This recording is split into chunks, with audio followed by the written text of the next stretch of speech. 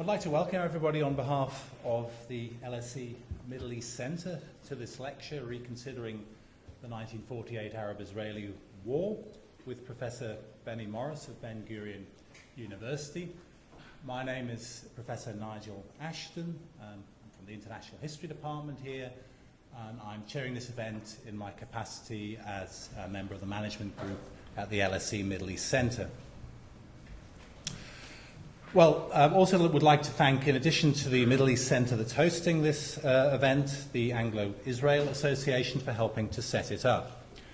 The Middle East Centre, as I'm sure a number of you know who've already been to events around the LSE, has established a lively programme of lectures and conferences. The Centre's mailing list is open to all, so anyone who hasn't signed up is welcome to join. And please enter your details on forms that will be passed around during this lecture, or sign up through the Centre's website. Okay, let me describe what's going to happen. Professor Morris will speak first for something like 30 minutes. After that, we will have the Q&A session, and we'll conclude by 8 o'clock this evening at the latest.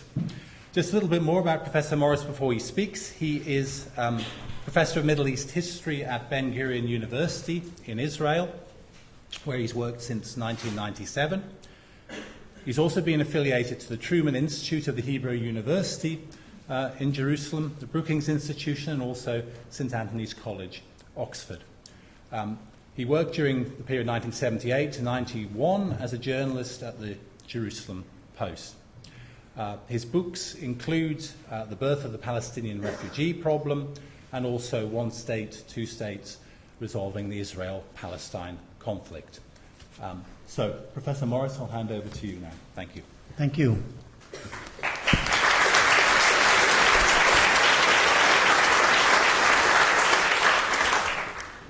Well, I'm going to talk a little about the 1948 war, the first war between the Arabs and the Israelis. I'll just make several introductory remarks. You can say that the war was triggered by the beginning of Zionist settlement in Palestine from 1882 on. From 1917-18, the British ruled Palestine until 1947-48. The Zionist enterprise burgeoned during those years. Palestinian nationalism emerged during those years, and the clash between Palestinian nationalists and the Zionist enterprise, the Zionist settlers in Palestine, became more or less inevitable, given that the Palestinians wanted to retain all of Palestine for themselves. The Zionists initially wanted all of Palestine for themselves, but from 1937 on were willing to make do with part of Palestine for a Jewish state, but the Palestinians rejected that as well. In 1937, the Palestinians rejected the British Peel Commission recommendations to partition Palestine into a small Jewish state, 17% of Palestine for the Jews, and the rest essentially for the Arabs of Palestine to be united with the Emirate of Transjordan. The Palestinian Arabs and the Arab world around rejected the 1937 proposals of the Peel Commission. In 1947, another international inquiry and commission, the UNSCOP, proposed a second partition solution to the ongoing national conflict between these two communities, giving, or eventually in the United Nations General Assembly vote in the 29th of November 1947, the United Nations proposed that the country be partitioned into two states, one for the Palestinian Arabs, one for the Jews of Palestine. The Jews to get 50 to 55% of the land, the Palestinians to get 45% of the land. The Palestinians and the Arab states around rejected the partition proposal. The Jews accepted the UN partition proposal, and the Palestinians went to war against the Jewish community in Palestine in order to frustrate the implementation of that UN proposal of partition. The war which followed began, in fact, on the 30th of November 1947, with the first shots being fired by an ambush by Arab guerrillas, terrorists, whatever you want to call them, at 2 Jewish buses not far from Tel Aviv, killing 7 passengers. That was the beginning of the war, and from then on, a war engulfed Palestine, Israel, which ended in 1949. The war must be seen, and was carried out in 2 stages. It can be divided sharply into 2 very definite stages, both of which were part of the 48 war. One was an intercommunal civil war, if you like, between the 2 communities living in Palestine, the Jews and the Arabs of Palestine, fighting each other from November 47 until May 1948. The war, that part of the war, that civil war part of the 48 war, ended in the defeat of the Palestinians and the beginning of a creation of a refugee problem among them. This was followed by Israel's declaration of independence in May, on the 14th of May 1948, and the invasion, an attack on Israel by Arab armies from outside, Syria's army, Egypt's army, Iraq's army, and Jordan's army, crossing into Palestine and essentially attacking the Jewish state, which had just declared itself a state. And that war, or that part of the war, lasted from the middle of May 1948 until January 1949, if you like, until July 49 formally, when the last of the armistice agreements was signed between Israel and the invading Arab states. Occasionally you will find in Palestinian propaganda that the war of 1948 began on the 15th of May with the Arab invasion, the pan-Arab invasion. But actually the war began half a year earlier when the Palestinian Arab community assaulted the Jewish community in Palestine. Something like 1,700 or 1,800 Israelis or Jews living in Palestine were killed in that first phase of the war, and several thousand Palestinian Arabs died in that first phase of the war before the Arab armies from outside invaded the country at all. The second stage of the war cost another more or less 4,000 Israeli lives and thousands of Palestinian, Egyptian, Syrian and Jordanian lives. But there were 2 distinct stages, and both of them were parts of a war. The war did not begin on the 15th of May. Now I'd like to talk about several aspects of the war. And I'm doing this, I suppose, in the wake of writing a book called 1948, which is a general history of the war. This is after having done studies previously of various aspects of 48 and other years, including, as was mentioned, the evolution or the emergence of a Palestinian refugee problem. Until now, it has been thought that the war was, and this you'll find in most history books which refer to the war, even if they don't go very deeply into it, the war has been regarded essentially as a political territorial conflict between 2 national movements, which it of course was. It was an unusual, a unique a political war, territorial war, in the sense that usually wars between nation states or national movements over territory are usually about the borderlands between 2 different national movements. Alsace-Lorraine, given France and German interest in those provinces and fighting over those borderlands. This was a unique national war, a political territorial war, in the sense that it was over the whole of Palestine, both sides claiming the whole territory, not some little part here or there or some borderland, but the whole of the territory was defined by the Arab side certainly as theirs and theirs alone, and by the Jews as theirs, but they were willing to compromise over part of it. But the war was fought essentially, because as I say, the Arabs demanded all of it, over the whole of the country, and remains, incidentally, to this day, a conflict not over borderlands, which some of you might imagine, but over the whole country itself.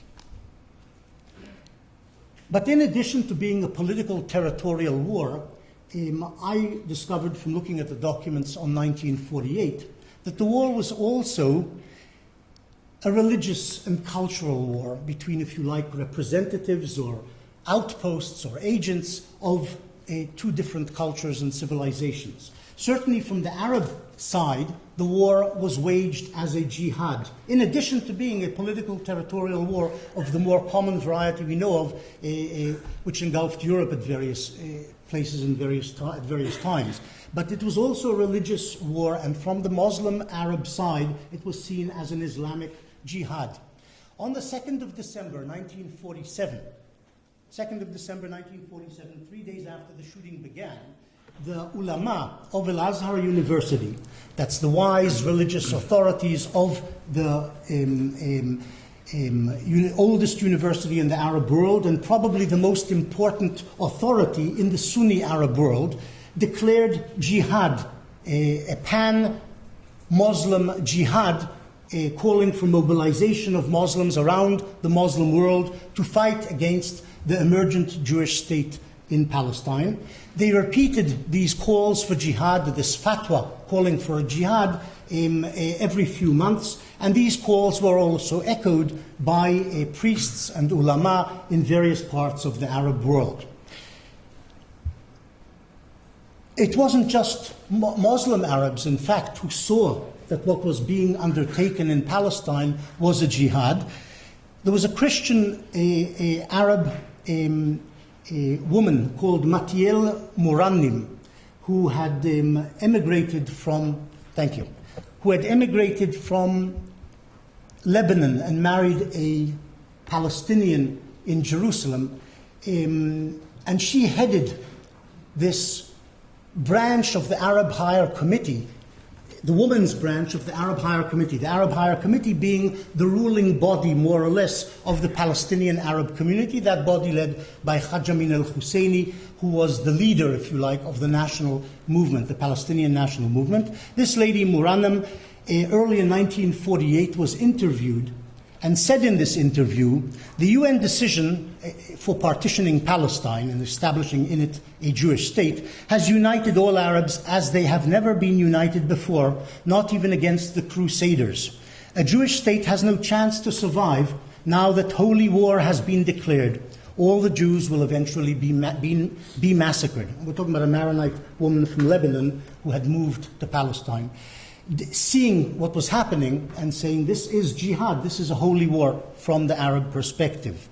Hassan al-Banna, the head of the Muslim Brotherhood in Egypt, an organization which has come into its own and is topical in this day as well, Hassan al-Banna, who founded and headed the Muslim Brotherhood, put it this way: Palestine occupies a spiritual holy place which is above abstract nationalist feeling. In it, we have the blessed breeze of Jerusalem and the blessings of the prophets and their disciples. For him, for devout Muslims, this was seen as a holy war. We have echoes of it in speeches by various Arab leaders. Not all of them said this is a holy war, but some of them echoed it in various ways. King Abdullah was probably the most moderate, the head of the Kingdom of Jordan, the most moderate of the Arab leaders, sending his troops across the Jordan into Palestine eventually to fight the Jews, said, you are either going to take part in a great enterprise or you will come back as shaheed, as shuhada, or dead martyrs in this fight. And as I say, he was the least of the least extreme of the Arab leaders. It was seen by many Arabs. It's impossible, of course, given that the Arabs maintain a closure on all of their archives. What they have in their archives, we don't know. Maybe they kept nothing. Maybe they kept a lot. We don't know what's in the archives. But essentially, Arab archives remain closed, so we can't actually get all the documentation and the information about how they saw the leadership, the officials, the generals, how they saw the war. But from the smattering of documentation which I've seen on the war from various sources relating to the Arab world, many people regarded it as a jihad, in addition to being a political war, as I said, between two national movements. Another subject which is interesting,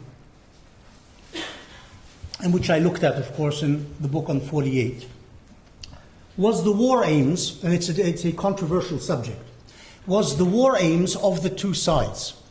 Or if you like, there's more than two sides in this war because it involves the Palestinian Arab community, the Palestinian Jewish community, and then the State of Israel and the variety of Arab states who attacked it. So we have to look at the two halves of the war, the civil war half, and then the second half, the conventional war between the states in terms of war aims. Well, the Israeli side is fairly simple, or the Jewish side is fairly simple.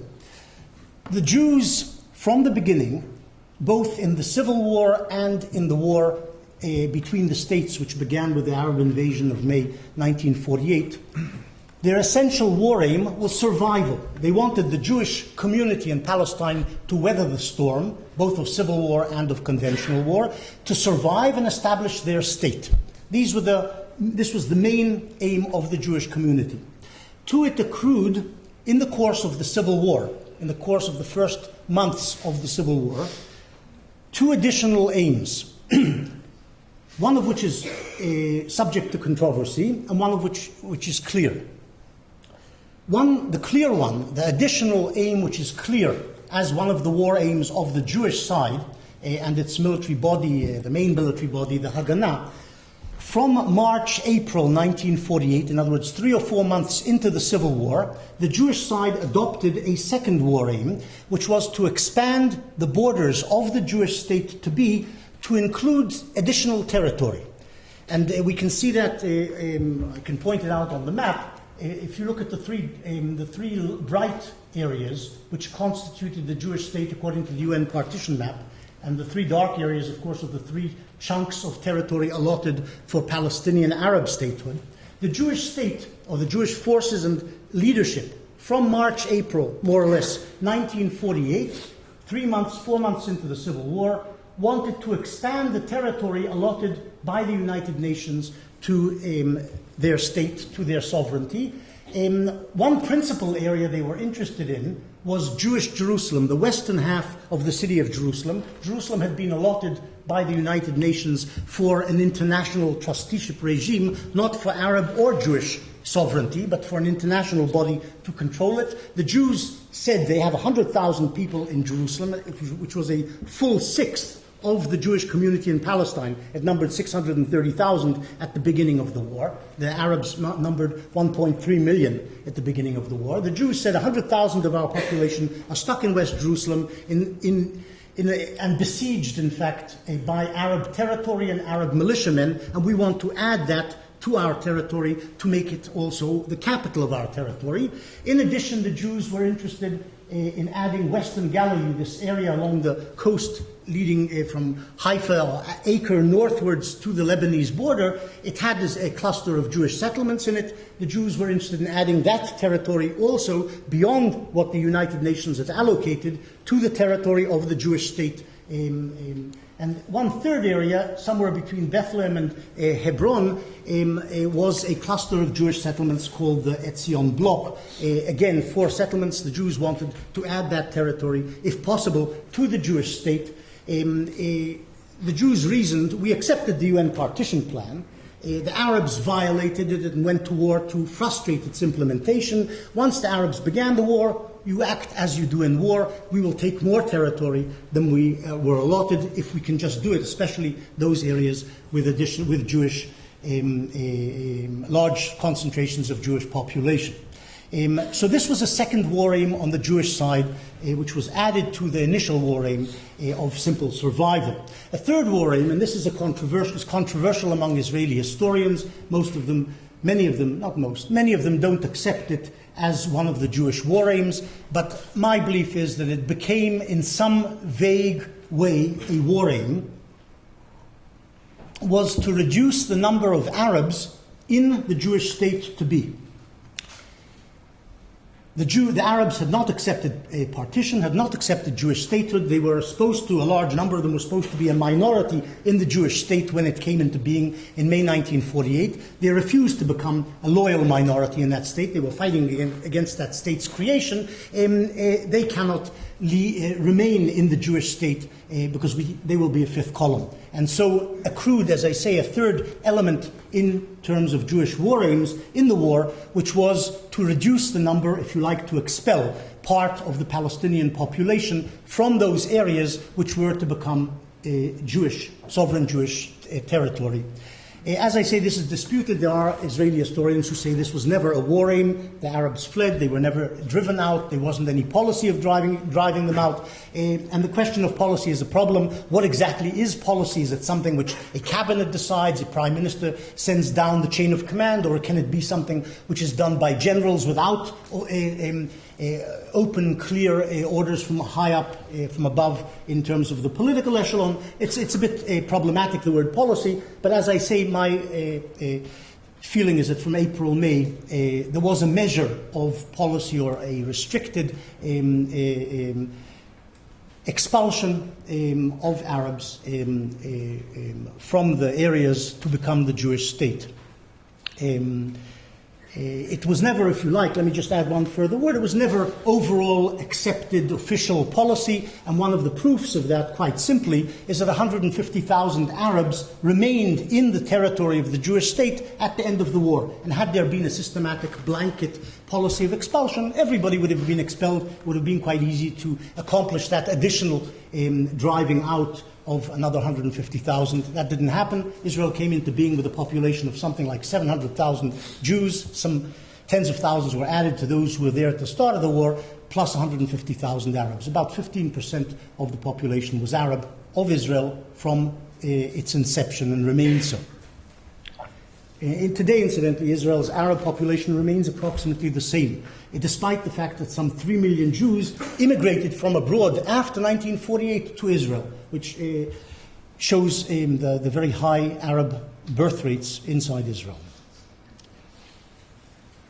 On the Arab side, the war aims, we have to look at the Arab Higher Committee, the Palestinian Arabs, and here there's a problem because this wasn't a government, the Arab Higher Committee. They dominated the Arab national movement in Palestine, but they weren't voted into power. They were a self-proclaimed body, and they didn't control perhaps all the population of Palestine. There were opposition groups to them, but nonetheless they more or less set the agenda. But they weren't the government, so they didn't produce archival material, documentation, which can tell us exactly what they were thinking along each stage of the war from November 47 until 1948. What were their war aims? We don't really know in terms of what we normally rely on, which is real documentation. We have here and there letters, we have here and there statements by various Arab Higher Committee officials, but it's rather vague. The Jews interpreted what the Palestinian Arabs were doing as an effort to destroy their community, and perhaps genocidally to destroy them, the Jewish community in Palestine, which was genuine fear 3 years after the Holocaust, that this is what the Arabs of Palestine intended for the Jews of Palestine. But this is not documented, and is not well documented at all in terms of the Arab leadership in Palestine. They very rarely used genocidal terms. It's very, and I've gone through the material which exists, almost never do they speak about destroying the Jewish community in Palestine. They talk about destroying Zionism. It might be a code word, but they talked about destroying Zionism, preventing the Jewish state from emerging. They don't talk genocidally. They do talk, if you like, politicidally. In other words, to prevent the emergence of a polity, a Jewish polity, in the country.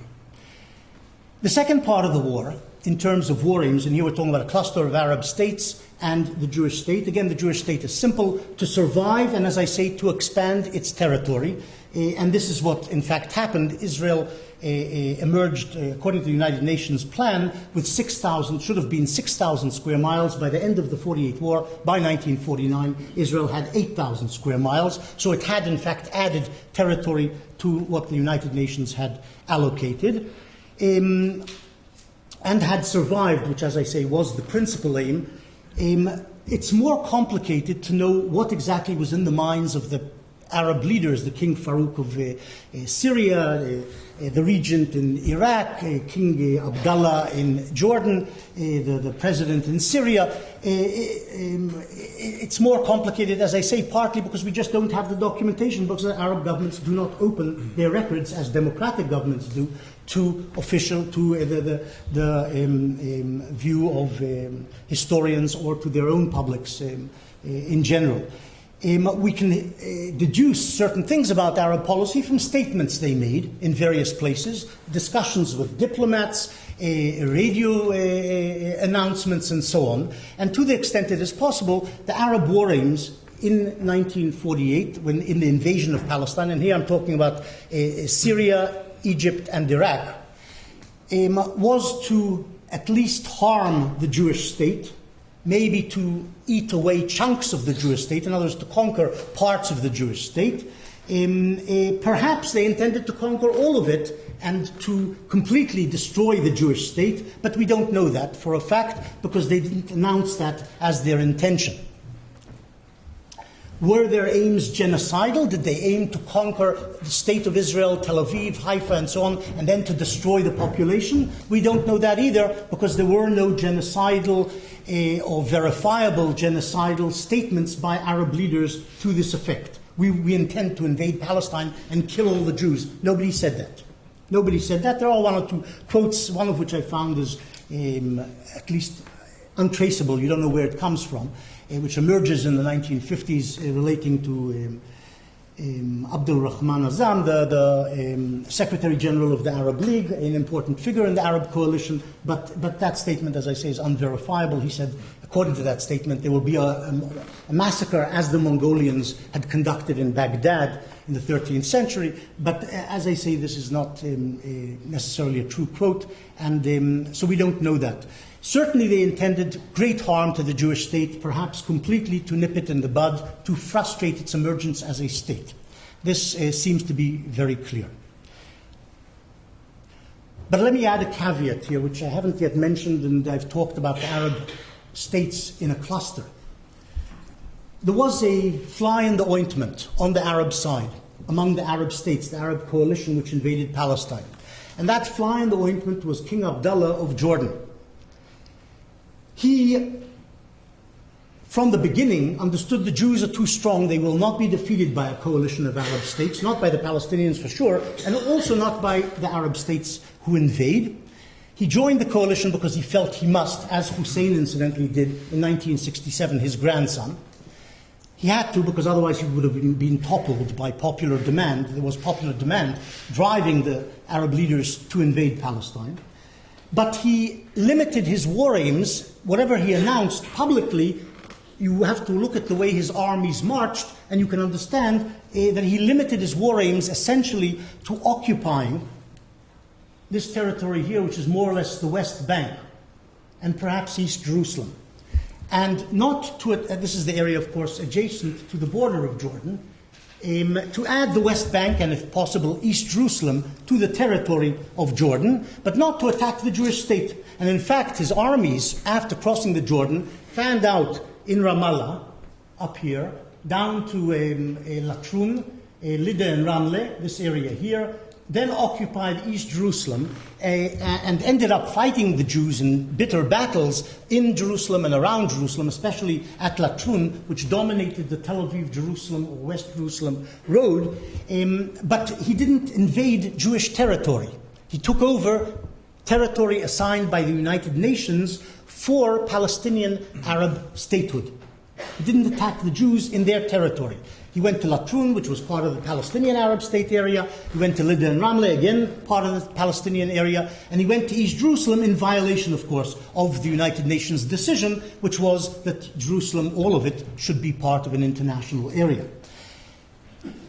They ended up fighting, the Jews and Abdullah, because each suspected the other of nefarious schemes. The Jews suspected that Abdullah was interested in besieging West Jerusalem and eventually conquering Jewish West Jerusalem. The Arabs suspected the Jews of wanting to take, probably quite correctly, incidentally, the first part wasn't correct, but the Jews suspected, the Arabs, suspected the Jews of wanting to conquer East Jerusalem, which they did want to do, and so battles emerged between the two sides. But Jordan, in terms of war aims, did not aim to destroy the Jewish state or even attack the Jewish state in its invasion of Palestine, simply to take hold of a chunk of Palestine and incorporate it into Jordan, which it subsequently, of course, did. Another interesting aspect of the war is the balance of forces between the two sides. And it has an underlying political and moral import, in the sense that the weaker side is normally viewed as an underdog, and each side in this conflict, especially between the Palestinians and Israelis, or Jews in Palestine at the time, wanted to see itself or present itself as the underdog, the other side being the stronger side. And the Jewish and later Israeli presentation of their situation managed to take hold in the West, and the Jews were viewed, and Israel was viewed subsequently as the underdog in this battle against the Palestinians and subsequently against the Arab states, but wrongly, and therefore the side deserving of sympathy of the world community. Looking at the actual documentation on the Israeli side, one sees that this picture is a bit distorted. And here it's complex because you have to look at what actually makes up strength of a community. What are the components which make one side strong and one side weak? Is it only the number of troops you have, the number of weapons, the type of weapons, or do you have to take into account other factors like morale, money, that is how much monetary reserves you have with which you can later buy arms and ammunition. Ammunition stocks are very important. You can have 50 tanks, but if you have 3 shells per tank and you use the 3 shells, the tanks are pieces of steel. They're not weapons. The same applies to aircraft. If you haven't got good pilots to fly them, as the Arabs didn't, you will lose even if you have 10 times more aircraft, which the Arabs had, than the Jews had. The Jews had no combat aircraft on the 15th of May. They gradually bought some and shipped them over to Palestine. They had 12 combat aircraft flying in October 1948, but these 12 aircraft in October 1948 were able to fly 240 missions, whereas the Egyptian Air Force, with 70 combat aircraft, was able to fly about 50 missions in October 1948. No pilots, no spare parts, no good ground crews, etc. So in other words, the actual numbers of how many aircraft each side has are not completely relevant. They're not irrelevant, but they don't give you the whole picture. Money is, as I said, very important. The Jews were able, in the course of the war, to purchase large amounts of ammunition and eventually weaponry and bring it across the oceans to Israel, and were able to win the wars with the aid of this weaponry, whereas the Arab governments were all poor and were unable and didn't know also how to clandestinely, against United Nations embargoes, bring in weaponry which they managed to buy. So there's all sorts of factors here, and what you end up with is essentially a Jewish side which is probably stronger, certainly in terms of organization, stronger than the Palestinian Arabs, though the Palestinian Arabs outnumber the Jews in the Civil War 2-1. The Arab armies are stronger than the Jewish army on the 15th of May 1948 when they invade the country, but gradually the gap closes and then the Jews overtake the Arab armies in terms of weaponry and numbers and capabilities, and that is why the war ended as it did. Let me deal briefly with one other subject. Which is the refugee problem, which I'm not going to go into at length now, not the Arab refugee problem, which, if you like, certainly you can ask questions about, and it's something I've spent years studying, so I do know something about it. But the war created, and this is something which you probably, or many of you, haven't given a mind to, the war created 2 refugee problems. Some 700,000 Arabs were displaced from their homes in the course of the war, ending up in the West Bank, the Gaza Strip, Jordan, Lebanon, and Syria. Some 700,000 all told, a third outside the country, 2/3 inside the West Bank and Gaza, inside the country. But the war also created a Jewish refugee problem. The Jewish communities in the Arab world, which were large communities, tens of thousands in Egypt and Syria, 100,000 plus in Iraq, several 100,000 in the Maghreb, altogether some 600,000 to 700,000 people. In fact, fairly similar to the number of Arab refugees created. All these communities from 1948 on were intimidated and harassed into flight and departed the Arab world as a result partly of the 48 war. The 48 war led the Arab states to suspect these communities of pro-Zionist sympathies. Most of them weren't Zionists and weren't interested in Jewish nationalism, but nonetheless they were harassed and intimidated into flight. Some of them were actually expelled by Arab governments, as from Egypt in 1956. And over the decade and a half, 2 decades following the 48 war, a large Jewish refugee problem was created. But you don't hear of the Jewish refugee problem for one very simple reason. There is no Jewish refugee problem because the Jewish refugees were absorbed, many in Israel and in other places like Britain and France, over the decades. So there is no Jewish refugee problem, as incidentally there is no Sudeten refugee problem, a German Sudeten refugee problem. They were expelled by the Allies in 1945 from Czechoslovakia, and they simply were absorbed in Germany, like Volga Germans, Romanian Germans, and so on. And there is no German refugee problem because they were absorbed. There is an Arab refugee problem, Palestinian Arab refugee problem, because they were not absorbed in the Arab countries. We can go into why this happened and what happened. Israel also didn't allow them back. This is part of the story, but they were not absorbed elsewhere. So there is a vast Arab refugee problem. Shall I talk more? Shall we open it up? We've done the half hour, so shall we open it up for questions, unless there's any concluding comments you want to make? Well, a subject which always... let me... 5 more minutes. All right. Once more. 2 minutes. One further theme which is of interest worldwide and often very interesting to propagandists is the subject of atrocities in the 48 war. All wars generate atrocities. All wars. Especially wars which involve civilian communities, civil wars. By and large, the 48 war produced very few civilian atrocities and massacres. Very few. Altogether, my estimate is that 800 to 900 Palestinians in a war which lasted for over a year were massacred or murdered by Jews, people outside the war zone or in a war zone which had been overtaken by Jews and then deliberately killed after the event in a series of massacres. 800 to 900 Palestinians were killed in this way in the 48 war, in a war which the Arabs had started and forced upon the Yishuv, upon the Jewish community in Palestine. Some 200 to 300 Jews were massacred by Arabs during the War of 48. 200 to 300 Jews were massacred by Arabs in the 48 war. And the reason for the disparity in numbers is really very simple. It's not because the Jews are more evil. It is because the Jews, in the course of the war, overran and conquered 400 Palestinian villages and towns, in fact having at their mercy large numbers of Arab civilians, of whom, as I say, 800 to 900 civilians and prisoners of war were killed altogether.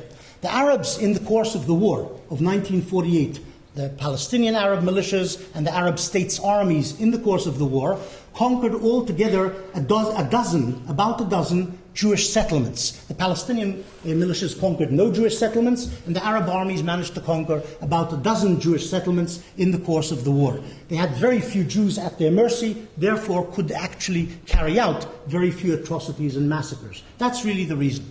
But I think the subject should be put also in perspective. In the war in Bosnia, I think it's 1994, 8,000 to 9,000 Muslims were slaughtered in 1 or 2 days at Srebrenica. 8,000 to 9,000 in a 2-day period. Here I'm talking about a year-long war launched by the other side in terms of the atrocities which occurred as a result of this war. So one should really put this war and its casualties of various sorts, but also the civilian and deliberate civilian casualties and deliberate murder of POWs in this comparative world perspective, and you will emerge with a picture that actually this war, in terms of blood, was not one of the costly wars of the 20th century.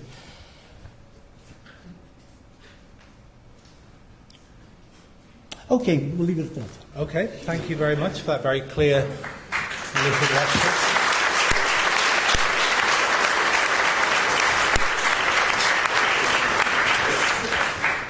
What I'd like to do now, of course, is open it up for questions, and what I'd like to do is take them in groups of 3, please. So there's a gentleman over there in the 3rd row, and the gentleman there on the end of that row, and the lady here. The lady here as well. Is everybody? Thanks, Professor Morris. Does your book include anything about the links between Haj Amin al-Husseini, the Mufti, and Hitler and the Nazis? Are those kinds of links? Okay, we'll take the other 2 questions as well. The gentleman there it was. Yeah. Yes, you. Hi. My question is regarding the Atalena moment that Israel had when the Haganah fired on the Irgun and essentially sort of asserted their authority as one state and one military. And your thoughts on perhaps that the Palestinians have never had that moment themselves, and what implications that might be when they hopefully do. And then the lady, yes.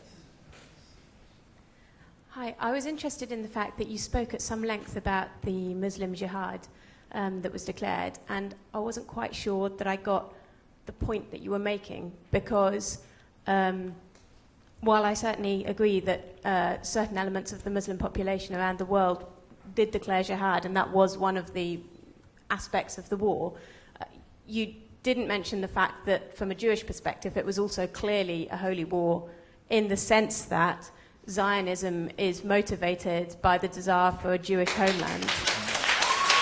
Okay, so take questions, please. Okay. I didn't mention I said, in fact, from the Arab side, it was seen as a jihad by some people, some of the leaders and perhaps some of the population. We don't have the documentation, the full documentation. This is certainly something, incidentally, which has to be investigated much more thoroughly than I've done. You have to look at newspapers around the Maghreb, in Yemen, in Iraq, something which I have not done, to fully comprehend how deep, or was it as deep as I suspect it was, in terms of the emotion driving that war. On the Zionist side, you have it wrong. Today, you have a large Zionist community which is religious and driven by religious messianism, religious impulses, and so on. This wasn't true in 1948. The Jewish Zionist religious community was very, very small. It was predominantly the Zionist community in Palestine, a socialist community who had rejected thoroughly the existence of God and God's delving in the affairs of man. So one finds nothing at all, basically, of a jihadi element, a holy war element on the Jewish side.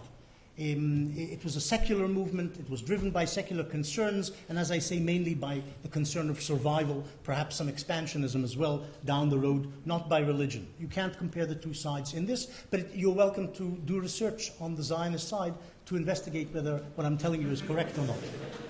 The archives are open.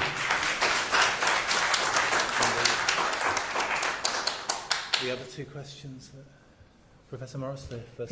Right, sorry. Kind of lost my mind gets wanders, yes. Haj Amin al-Husseini, look, the book on 48 deals with 48. I don't go in depth into Haj Amin al-Husseini's history, the leader of the Palestine National Movement from 36 to 48. I probably mentioned that he had spent his war years enjoying life in Berlin, however much one could enjoy life in Berlin between 1941 and 1945, growingly probably less so. But he did work for the Nazis. He raised troops for the Nazi war machine. He knew about the Holocaust. I don't say he was one of the perpetrators, but he was probably quite happy that it was taking place. One of his great friends was, of course, Heinrich Himmler. And this, of course, later redounded against the Palestinian national movement in the years 45 onwards, when the world community in some way identified the leadership of the Palestinian national movement with sympathy for the Nazis. And there was some sympathy. Haj Amin al-Husseini was an anti-Semite. And this is clear from his writings. I'm not saying he was just an anti-Zionist. He hated Jews. Jews were evil.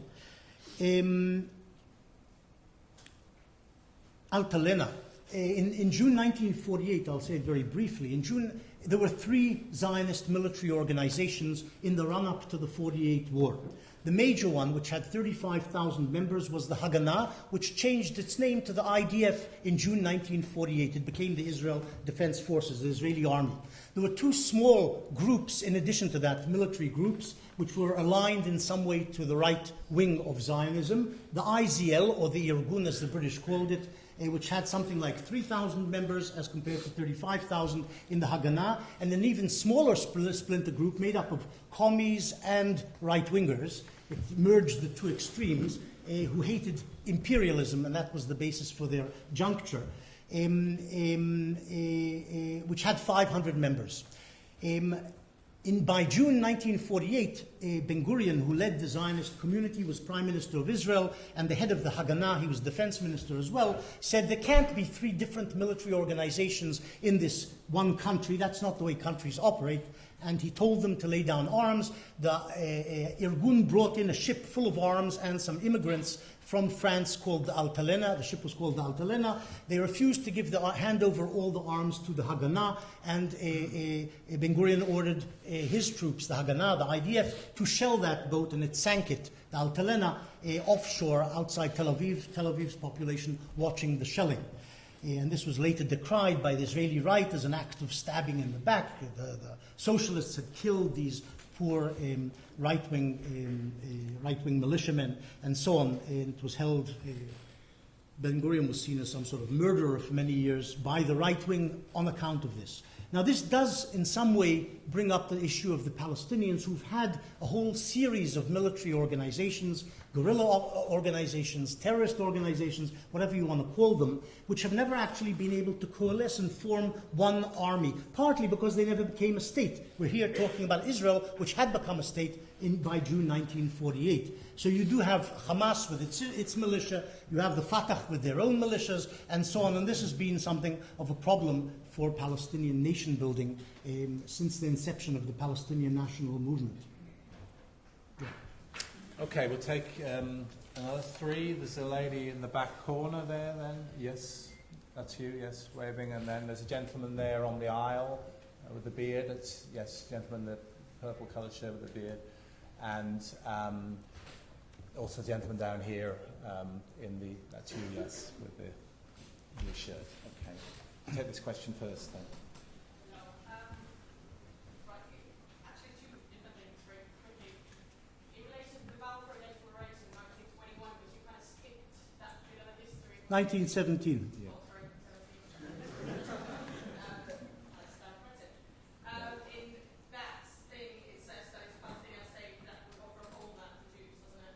And which was also acknowledged to Roosevelt and everybody else. Please correct me if I'm wrong. I might have misunderstood that, but that's in. So what's the question? I want to know what you think about that in relation to your 48 war and everything else that happens afterwards. Another question, and maybe it's just me being one, but when the lady who asked about the Zionists being a holy war, well, how can you say that it's not a holy war when Israelis or Jews are always saying that they want Jerusalem because it's a holy place to be for them? Okay, let's take the other gentleman on the aisle. We'll take these in 3s. So up there, yes, in the kind of purpley coloured shirt. Pretty helpless with colours. I mean, it's a bit purple, isn't it? Gentleman up there on the aisle. Yes. There. I'm trying to relate your presentation with the present day, the tragedy that's continued for 60, 70 years, and yet you've focused on an encapsulated period, and it's not clear why and how that has a bearing on the present. You presented the Jewish aspirations, and one can see why they were so desperate for homeland. You only have to look at the museums in Tel Aviv, I think, or Jerusalem. Well, I've lost it for the moment. It's a question about the point of history, is it? In Yes, other words, and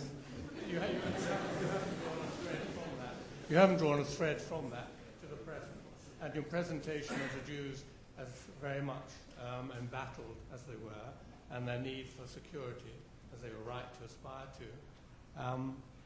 So it's the Jews as a attempting to protect themselves, and yet the Palestinians are somehow wild creatures who are out of control and are now without dignity. Thank you. Okay, and then there was another question down here. Yes, the gentleman with the glasses here in the middle with the kind of stripy shirt, that one, we call it. Yeah. Thanks for drawing attention to the kind of rejectionism that is, at the heart of the conflict. We mentioned Husseini already, and I just wanted to give you another example of how this kind of continues. I read this recently online. The Jews are busy killing people, and sharing power is alien to the Jewish mentality. It seems like these kinds of appalling sentiments just keep on going. Okay, so, well, there's a theme here which is linking the past up to the present, I suppose, to all of these. Well, the Balfour Declaration, issued by the British government in November 2nd, 1917, simply promised British support for the establishment of a Jewish national home in Palestine. Not all of Palestine necessarily, and not necessarily a state, even though this was by implication what Balfour had meant. And you can say that that is the first warrant, international warrant for Jewish statehood after years of the Zionist movement trying to mobilize international support. And thereafter, there was a British mandate over Palestine in which the British, by and large, protected the Zionist enterprise and helped it grow and stand on its feet and create a state within a state, which was able, in fact, in 1948, you wanted me to link it to 48, to establish a state with all of the machinery of statehood and fend off various military challenges. That's all I can say about the Balfour Declaration, except to give you a whole lecture about the Declaration, which is not what you want. Jewish Holy War. No, I really do believe this is nonsense. Jerusalem is, you're right, for many Jews, a holy place.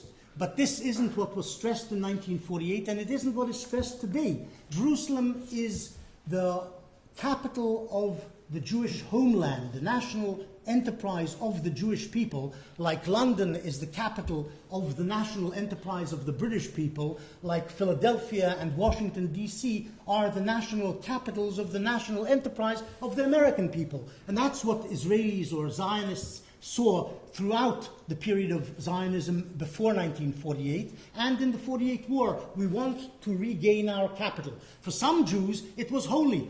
For most Jews at the time, it may have been in some vague way connected to the religion which most of them didn't believe in, but it was a national...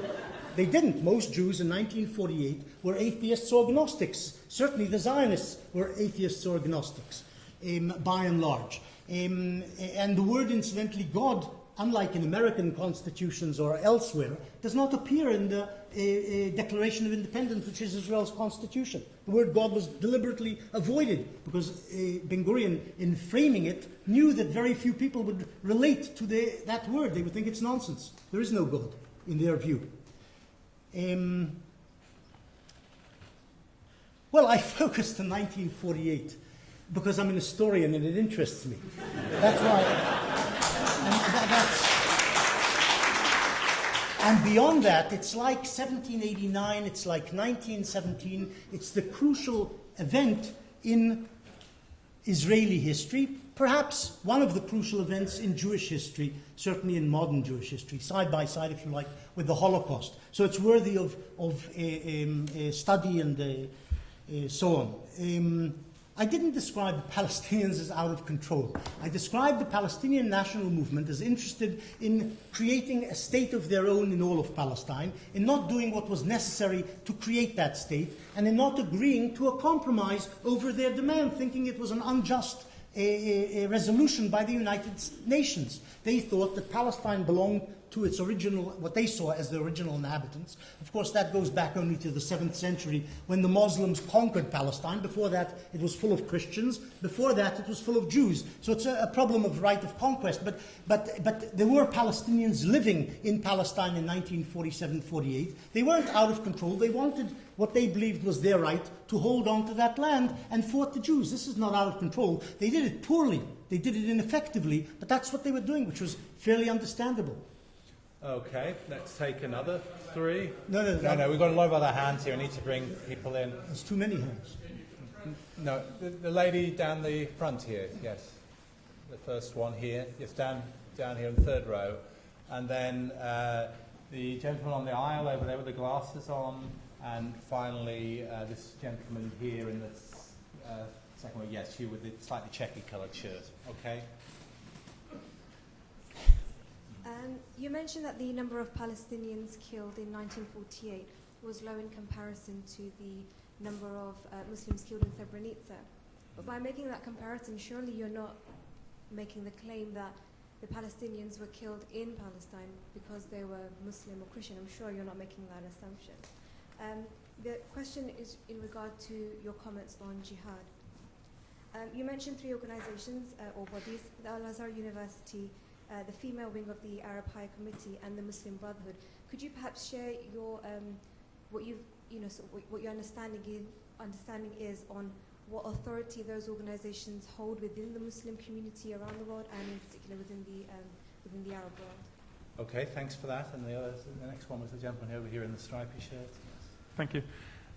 To what extent do you think there would have been a willingness among the Arab states and or the Palestinians after 1948 to negotiate some kind of peace deal if Israel had been interested in doing so?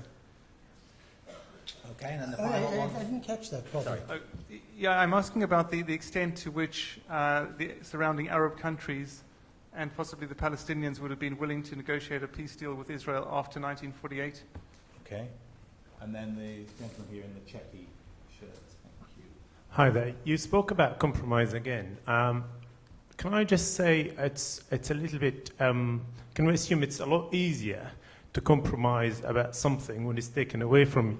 You take something away from somebody and then you offer them compromise.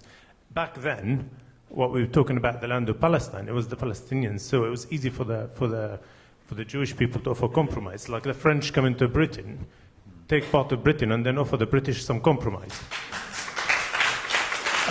What I want to get to, because it seemed to be that's the continuous attitude of the government of Israel with the West Bank. They're still continuing to take lands away from the Palestinians today, and then they offer them compromise.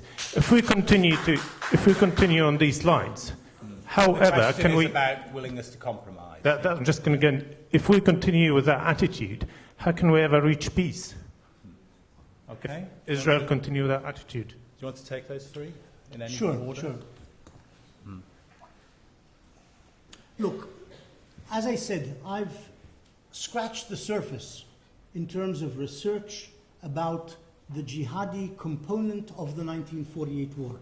To do it properly, you have to look across the Arab world at newspapers. Perhaps some of them will carry sermons from the various mosques, the ulama declarations in the various places, and all sorts of statements by Arab leaders, which I haven't done thoroughly. I've touched the subject, and it requires more research. I've thrown it out that from what I've seen, it's something which exists there and is a reality, but how deep a reality, how wide a reality, has to be more thoroughly investigated than I've done or I've presented here. The ulama of Al-Azhar University remains, and certainly was in 1948, one of the chief authorities in the Sunni Arab world. In the majority of the Muslim world, the word of the ulama, the wise religious authorities, leaders in Al-Azhar, are the most important, perhaps next to or today side by side with the Sheikh of Mecca, are the most important callers. They call judgment, adjudicators, passers of what should and shouldn't be done in the Sunni Arab world. What I'm saying is that you can find traces of what they passed, declared on the 2nd of December 47 elsewhere in the Arab world as well, including among the leadership. It's true, we're not talking about democracies, we don't know what the people thought, the newspapers are not free, there aren't that many newspapers, 90% of the population of the Arab world at the time is illiterate, more or less, so you don't really know what the masses are thinking, but to the extent that one knows of what was going on in the higher echelons, many people took what was happening in 47, 48, understood it as a holy war. Now, peace after 1948. It's a very good subject, which has been investigated by a number of people. Avi Schleim wrote a book, part of which is devoted, Collusion Across the Jordan, which is devoted to the peace feelers between various parties and Israel in the wake of the 48 war. What he found was that both sides were recalcitrant, were unwilling to make the compromises necessary for peace. It's a judgment call because we don't really have, again, the Arab archives. We don't know how sincere what overtures were made from the Arab side were. We just know what diplomats heard from Arab leaders, what Israeli leaders in some way heard from Arab leaders, and what the Israeli leaders were saying among themselves. That we know.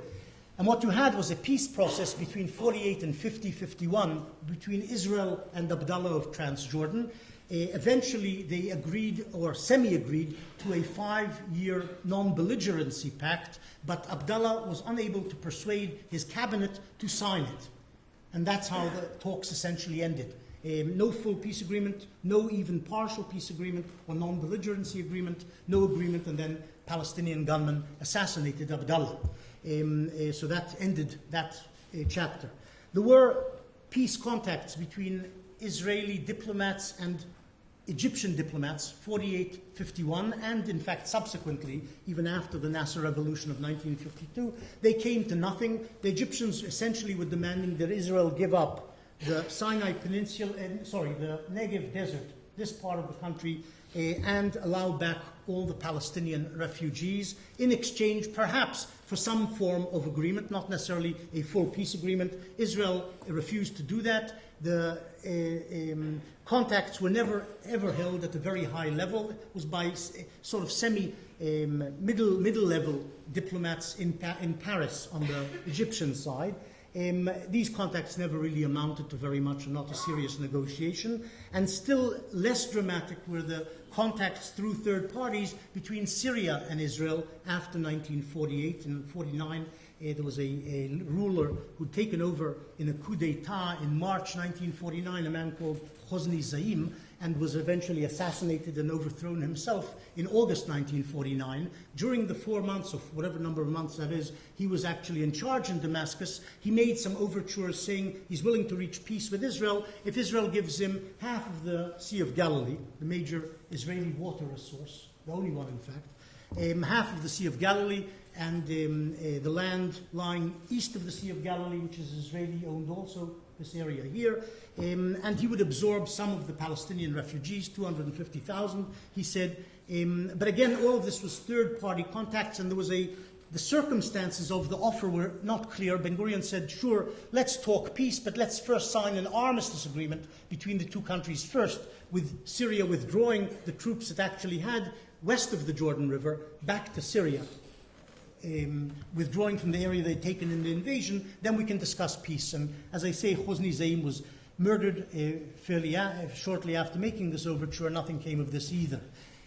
The Palestinians had no representation in 48, 49. They were shattered as a society. They had no leadership. Haj Amin al-Husseini was discredited. The Arab Higher Committee no longer existed. No Palestinians made any real peace offers because they represented nobody. There was nobody representing them, so it wasn't a realistic possibility.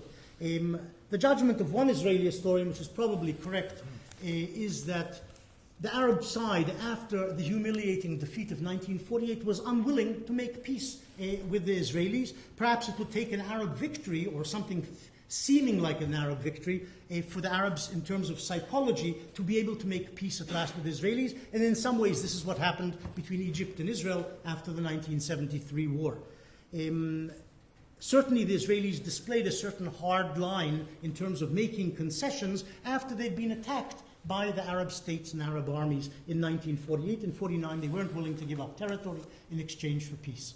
Only after 67, when they had territory they could give in exchange for peace, is exactly what they did. Gave up Sinai for peace with Egypt, gave up, wanted to, or said they would give up some of the West Bank for peace with Jordan, offered the Golan Heights to Syria in exchange for peace. The Syrians weren't interested. Okay, we'll take another three. I think I should bring some people in from the back who are being slightly underrepresented. So the gentleman right out in the back corner there with the... I don't think he just did about compromise. No, I didn't. He's right. Did you not? No, I'm sorry. Please, come back there. Yeah. There's a point to what you say. It's certainly easier to compromise after you've taken a chunk of territory and then you say, okay, I'll give some of it back, let's make peace together. But that's how the world works. The world works in terms of the Muslims conquered Palestine in the 7th century, whether it was just or unjust, it was a conquest. The Jews conquered parts of Palestine in 1948. Just, unjust, that's what happened.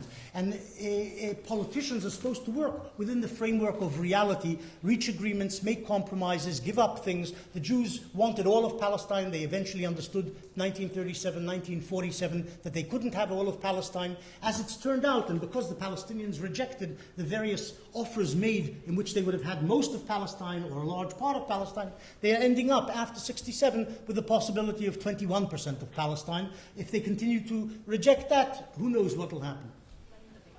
Okay, and then the gentleman far back corner there, and again, a kind of a purpley coloured shirt in the far back corner.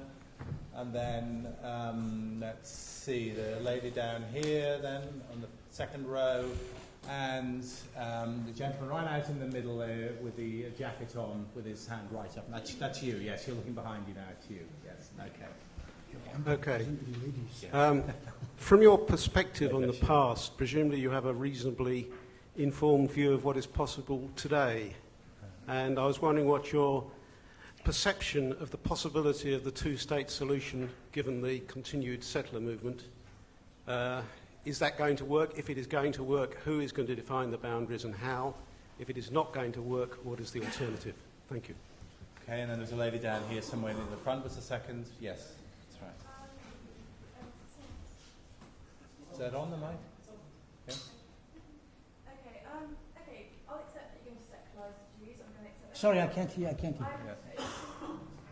We tap the thing, see if it's working. Let's give it a tap, then we'll leave it.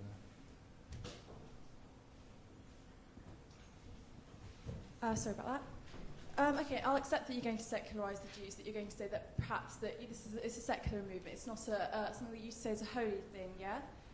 So you're going to say that perhaps to be a Jew, to be Israeli, means like an ethno-linguistic identity perhaps, something that's based on language and ethnicity, and so therefore you can basically say that what's happening is ethnic cleansing, isn't it?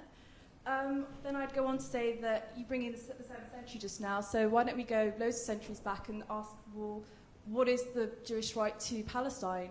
You use the Bible, perhaps, that as a historical text, which is questionable considering you're a historian. I'm sure you'll have problems with that. And the fact that, in Israel, in every single university, there are 2 history departments. The Jewish history department and the normal history department, because for some reason there has to be that distinction.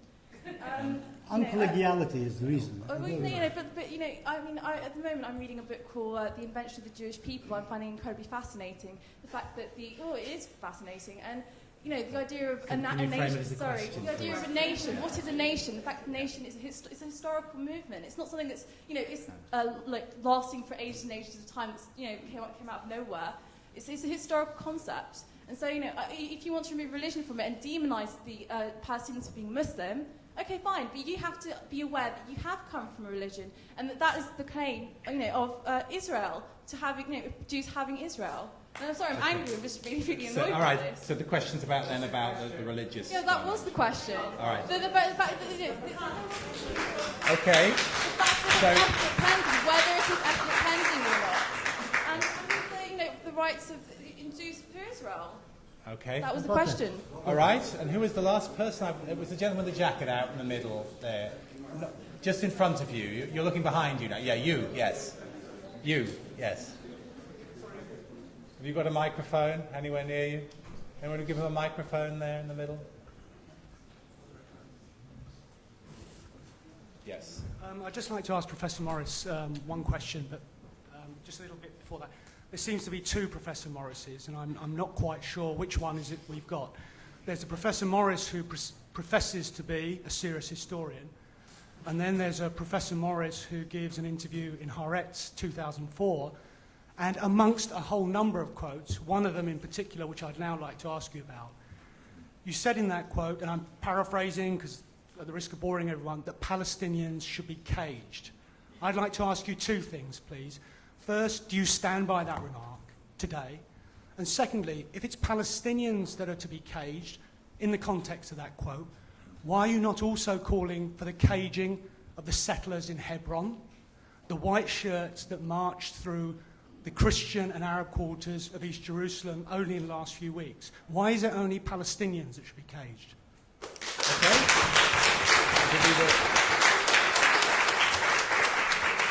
I think that's, well, well, in 2004 I did give an interview, and the intemperate remarks in that interview are often quoted by various people. But the interview, if you pay attention historically, and that's what we really should do, look at the date, took place during the Second Intifada, when Palestinian bombs were blowing up in Jewish buses and restaurants more or less on a daily basis, slaughtering Israeli civilians indiscriminately. And at that time, I said, and I was talking about these people, if these are the people who are being sent out of the West Bank, they should be caged and kept hemmed in within the West Bank so that they don't reach these civilian Israeli targets. That's what I meant, and that is exactly the context in which you're quoting out of context a remark. You asked the question, let me finish.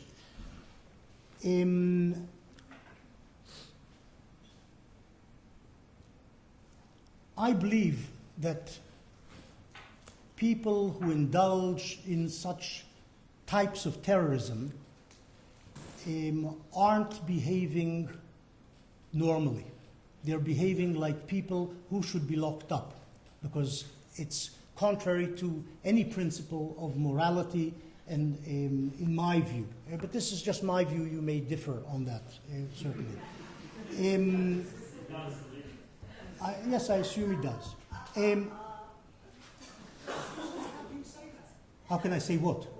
How can you assume what my view is? I haven't told you what my view is. Okay. I shouldn't assume anything about your views. Now, let me answer this question over here. Yeah. The Jews, let me start with the Palestinians. The Palestinians have a right to Palestine because they've been living there for generations. It's their land. They may not have seen it necessarily as a potential nation state throughout their history, but from the 1920s on, they developed this thing which you call nationalism. Gradually, eventually, they became nationalists, interested in separating from Syria and the rest of the wider Arab world and establishing a state of their own as the nation-state system came into being in the Middle East. The Jews have a right to Palestine. The Jews have a right to Palestine. I'm about to, maybe I didn't phrase that properly, but it's the beginning of a sentence, which I'm about to explain. The Jews have a right to Palestine because they've been attached to that land for 3,000 years, way before anybody came out of the desert in Arabia and conquered. You wanted an answer. You want an answer. Do you want an answer? Yeah. No, let the speaker. Yeah. No, he's halfway through an answer. Let him finish what he was saying. Let me finish the answer, then you can regard it as satisfactory or unsatisfactory. Based on theology or history, basically. The very theology that you deny. Let him finish. Let him speak. This is a forum for people. This is not a forum for demonstrators.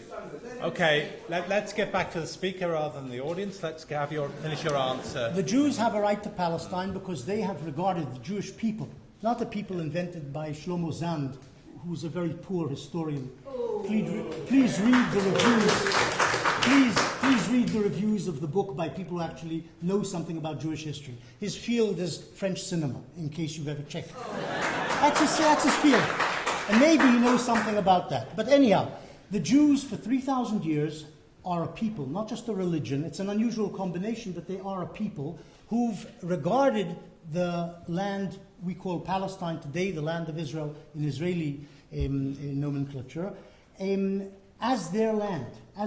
For 1,000 years, from about 1000 BC to 0 BC, or 70 or 135 AD, they ruled that land. They were there ruling it as a sovereign nation. And since that period, when they went into exile at the end of the Roman conquest period and the end of the revolts against the Roman conquerors, they've regarded it as their land and the land to which they would like to return. You may shake your head as much as you like, but that's what the Jews believe. that this is their land. Along came Muslims and Arabs out of Arabia in the 7th century and conquered that land and settled in that land and turned the population in that land from Christianity, which is what was the dominant religion at the time they conquered it, turned the population into Muslims. That's what happened. That's what happened throughout the Middle East, which was a Christian area, up to the Muslim conquest.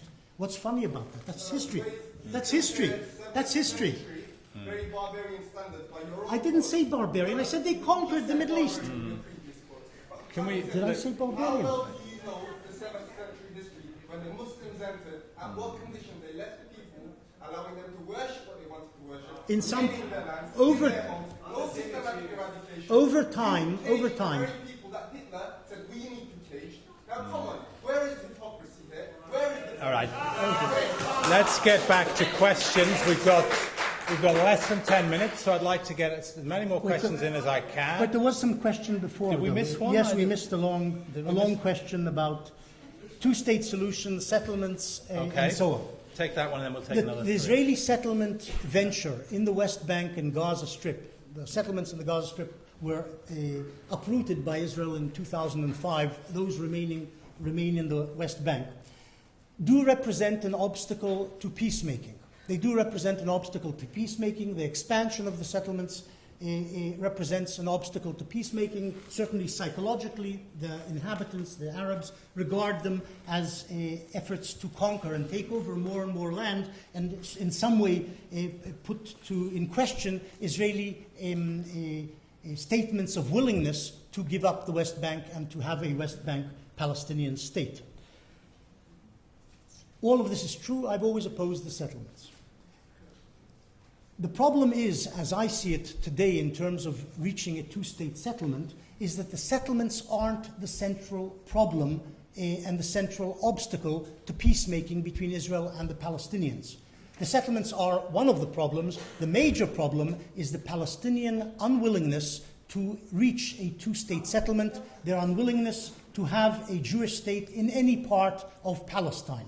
This has been true wasn't true in 1937. This was true in 1947. It was true in 1978 when Arafat rejected the Camp David agreement between Sadat and Begin, which offered the Palestinians autonomy in the West Bank and Gaza, which would have devolved quickly into a full-fledged Palestinian state. The Palestinians rejected the Clinton parameters in the year 2000 in December, which offered a two-state solution, and the Palestinians rejected in 2008 the offer similar to the Clinton parameters put on the table by Ehud Olmert, Israel's prime minister at the time. The problem which I see as the central problem in reaching a two-state solution is Palestinian demands for the ethos, in fact, of the Palestinian national movement with its two different heads, the Hamas, which says so explicitly, and the Fatah, which keeps fairly quiet about its ultimate intentions, their desire for all of Palestine, not a two-state solution. This is the major problem, in my view, Palestinian rejectionism. You may believe that there should be two states in Palestine. I don't know if you do, but most Palestinians think the whole of the country is theirs by right and should not be shared with the Jews in any way. There was an idea to have a binational state in Palestine put forward by a coterie of Jews, Jewish intellectuals in the 1920s, 1930s, 1940s.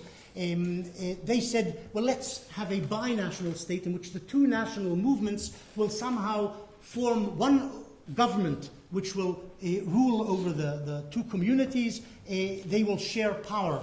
There will be parity between the two communities in this one-state solution. The problem is that very few Jews wanted that. They wanted Palestine, or at least part of Palestine, for a Jewish state. And the major problem apart from that was the Palestinians said, no, we don't want to share power with the Jews in Palestine. We don't want parity. We want all of Palestine for ourselves. So the binational idea never took off.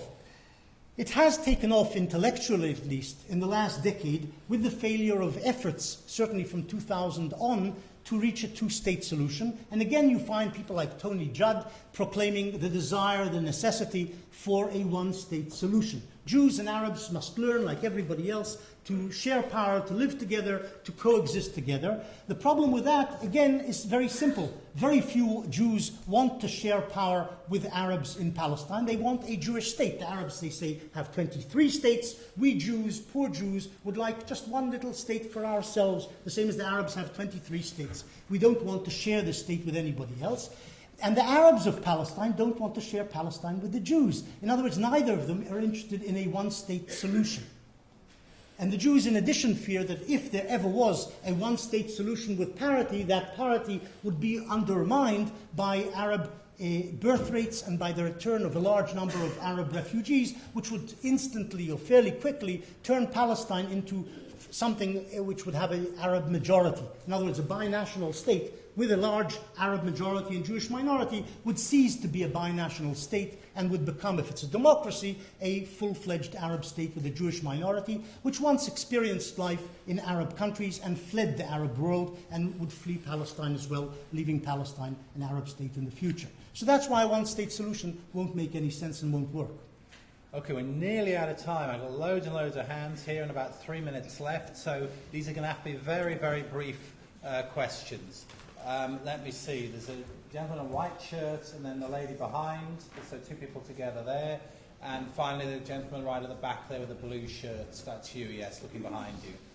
And that'd be very brief, please, because we've literally got about 3-4 minutes on the clock left here. Could I put it to you that the Zionist enterprise is best understood as an exercise in imperialism, and that the creation of Israel is best understood as a successful attempt by a group of settlers to seize power from the colonial ruler, and that an analogy would be perhaps with the Pied Noir attempt to establish their state in the northern part of Algeria. And it is in fact a historical anomaly. This is part of the tragedy of the Jewish people, that Zionism was born of the age of imperialism, and here is a settler entity that has outlived the historical justification for that kind of state. So it lacks a fundamental legitimacy. Okay, and the lady behind you there. Jerusalem, the UN proposed that it should be made an international city. That has never been mentioned. It does seem the fairest. Granted, the Jews were older, then came the Christians, and then came the Muslims. Well, all three, they should be able to visit, and this perhaps the old city. Well, one more thing, Morocco. You mentioned it earlier. In the Jewish Museum in London, new building, I visited it. There was an interesting exhibition of photographs showing the parts of Morocco the Jews left. Israel was demanding, was begging immigrants into Israel at that time. The houses of those Jewish who'd been there for centuries there. It was most interesting. The houses are still there. Most beautifully photographed by a Dutch photographer. Okay. They were all there, Yeah. and still unoccupied. All right, thank you. And then there was one because they couple over belonged there. to their Okay. former Jewish owners. Okay, thanks. Thank you. Thank you. Well, listening to you regarding the Palestinian rejection of all peace plan, I was amazed because just 1 month ago, The Guardian published a negotiation between the Palestinian and Israeli side. Basically, what we are saying right now, Palestinian Authority or Palestinian negotiator agreed to accept all the stuff regarding the status of Jerusalem, the refugee, but there was no response. Tzipori Livni simply said, thank you. And after all this coming here, and you are saying that Palestinians rejected it, it seems like not an academic assessment, rather like an IDF spokesperson. And regarding terrorism, do you regard terrorism is only something committed by group? But as we know, many of the mass murder and atrocities, yes, it was committed by terrorist organization, but also it was committed by states. So when you talk about terrorism, do you make distinction? Okay, and we'll just take one more very brief one here at the front, and then that will have to be the lot. I'm sorry to all the other people who had their hands up. There's been a lot of hands up, and I've done my best to get as many in as I can. Thank you very much. Please make it very brief. Very brief. I just want to question the methodology behind your talk, in fact. You kept saying throughout your presentation that the clear aim of the Palestinians... You kept saying throughout your presentation that the clear aim of the Palestinians were to harm the Jewish state, but at the same time you also kept saying that you had no documentation to back up that statement. You also admitted to having magnified the jihadi dimension behind the Palestinian resistance movement. You admitted that you only touched on the subject and you didn't explore the literature. So it seems that your whole presentation is based on assumptions and speculations. And Okay, let's take that as a question. And it is, of course, absolutely fine to give your opinion, but it shouldn't be mistaken for historical accuracy. Okay.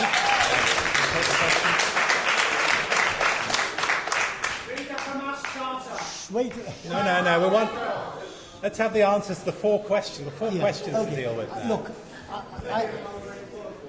maybe I was denigrating myself, belittling my academic work and scholarship. Yeah, okay, let them answer. Thank you for telling me that. What I would suggest is that you look at my book, 1948, look at the section dealing with jihadism. Wait, let me finish the sentence. You don't like people finishing their sentences.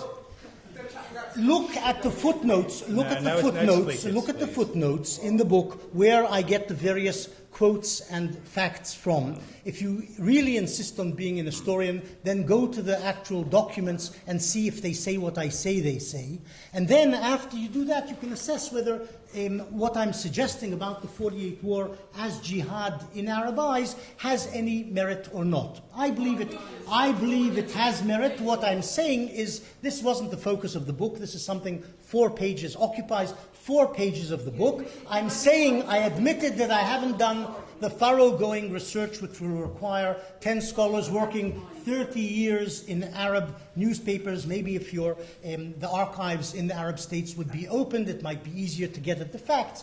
But it would require and does require a great deal of research and has to be looked at. And then you can assess whether what I said is correct or not. I'm working from a limited number of documents which actually said what I just said it said. Let's move quickly through the other 3 because we're actually over time here. So are they going to kick us out? I don't know. They might do. Let me finish if I may, please. Yeah, sure. You were citing the WikiLeaks documents, which are American documents. Can I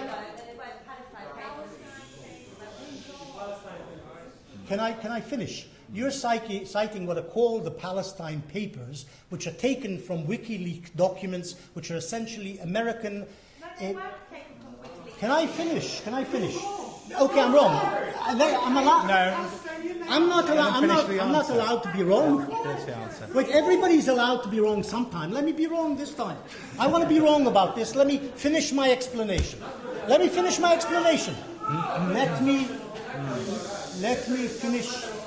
He doesn't like anybody answering questions. You always stop people in the middle. The documents selectively released over the past few months are essentially American documents which are reports of American conversations with a number of different Palestinians involved in the 2008 negotiations with Israel's leaders. They don't have documents from the Israeli side, meaning Israeli documents about what was going on in the negotiation. They don't have documents from the Palestinian side, except perhaps some which were selectively released to show how nice and liberal and conciliatory Palestinian negotiators were. Now, wait, let me finish. Now, historians, what they usually do is they take as many documents as they can from a wider range of sources as they can, then somehow put together a picture, but we don't have access to the necessary documents to paint a proper picture of what went on in the negotiations of 2008. We do know one simple thing, that in 2008, Ehud Olmert, the Israeli Prime Minister, put on the table a proposal which more or less conformed to the Clinton parameters, giving the Palestinians for self-determination, the West Bank and the Gaza Strip, minus some 3% or 4% of the West Bank. And the Palestinians didn't actually say no, they simply didn't respond. Abbas didn't respond to that proposal made by Olmert. But all of this is really irrelevant. It's really irrelevant.